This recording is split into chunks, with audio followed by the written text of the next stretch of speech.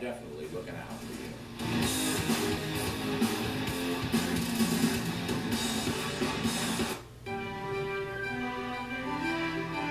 Throughout the 20th century, totalitarian regimes from Nazi Germany to communist Russia rose to threaten the free world. It was in large part the efforts of two nations, the United States and the United Kingdom, that ensured that they wound up, in the words of Ronald Reagan, on the ash heap of history.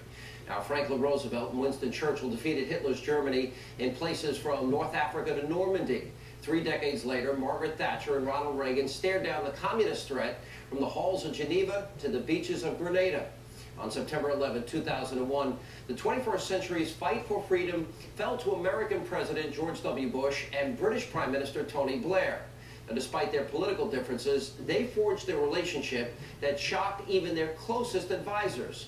Now, we spoke with both men and some of the people who knew them best about that relationship and how it shaped the war on terror. Take a look.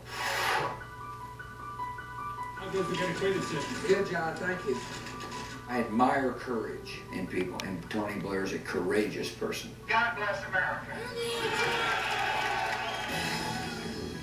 In the aftermath of the September 11th attacks, George Bush and Tony Blair faced a new world. Radical Islam threatened the survival of freedom, and they vowed to take the fight to the enemy. Up until that point, Bill Clinton had merely lobbed a few cruise missiles into Afghanistan. They hadn't really appreciated that this was a proper existential struggle. This was something that both Bush and Blair knew beforehand, but 9/11 gave them the power that they needed to do something about it. Over the course of 8 years, Bush and Blair fought to beat back the Islamist threat and plant democracy in its place. What I saw when I became Chief of Staff in early 2006, I thought was one of the most extraordinary relationships I saw within the closed doors of the Oval Office. So help me God. When George W. Bush was elected president in December of 2000, many wondered how he would get along with the British Prime Minister, or whether they would get along at all. Prime Minister Blair had a very special relationship and strong relationship with President Clinton.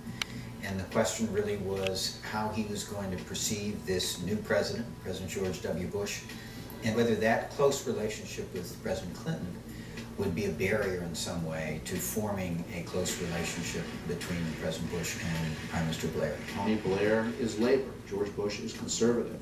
They had reasons not to get along, at least on paper and at least politically speaking. When news reached Britain that George Bush had defeated Al Gore in the presidential election, Tony Blair placed his first call to the president-elect.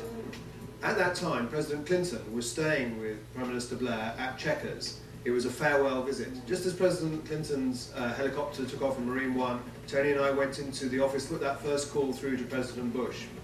And he explained to President Bush on the phone that he'd been a good personal friend of President Clinton, and he intended to remain a friend of President Clinton even after he'd left office.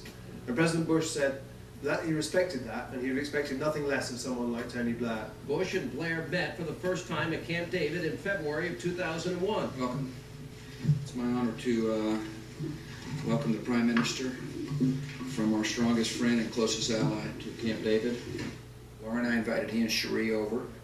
I wasn't sure what to expect because his reputation was left of center politician and very close to Bill Clinton. So slightly nervous, get to know you type of meeting. We flew in by Marine One into Camp David, and the President was there to meet Tony Blair.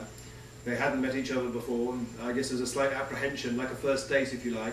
That apprehension did not last long. I think most of all we have the same perception of the world, and the belief in freedom, and the belief in standing up for what is right and just. And everything that I've heard today confirms me in my view that that relationship will carry on and strengthen in the years to come. As they told me, he's a pretty charming guy. He put the charm offensive on me. And it worked. I felt we hit it off immediately. And he was an easy guy to be around. Our conversations were wide-ranging. I learned a lot from him. He turned out to be a very steady, good friend. What Prime Minister found was someone who was very smart politically. He had a very nice line in self-deprecating jokes. President Bush would always make fun of himself, which was rather endearing. They hit it off, basically the same age, hit it off the same international points of view, and they just enjoyed each other's company. It was very much a family event at Camp David.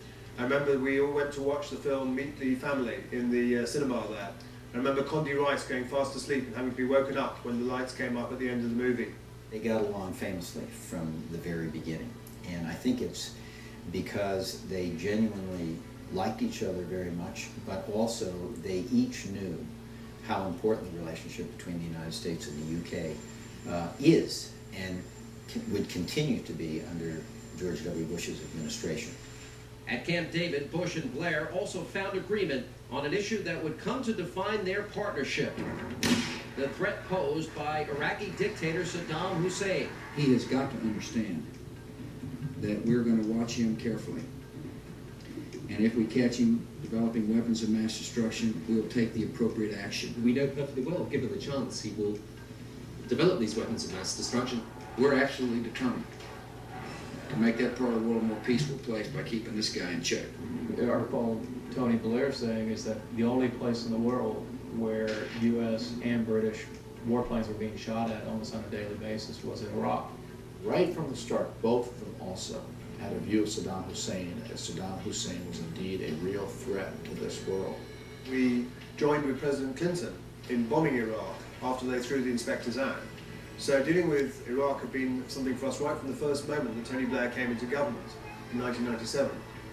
The threat had been there, and we'd had to deal with it by airstrikes. Perhaps more importantly, the meeting fostered a sense of trust between the two leaders, which would become critical as America came under attack. Even though they had different views along the political spectrum, each of them sensed a kindred spirit. The problem is, when you deal in international politics, you often have people who make promises to you who don't deliver on them. What Tony Blair found in President Bush was someone who, if he gave you his word, would definitely deliver. Listen, he's a man of his word, and I admire that in Tony Blair. Coming up, America under attack. Tonight we are a country awakened to danger and called to defend freedom. President Bush and Prime Minister Blair faced the Islamist threat head-on and grappled with how to keep their nation safe.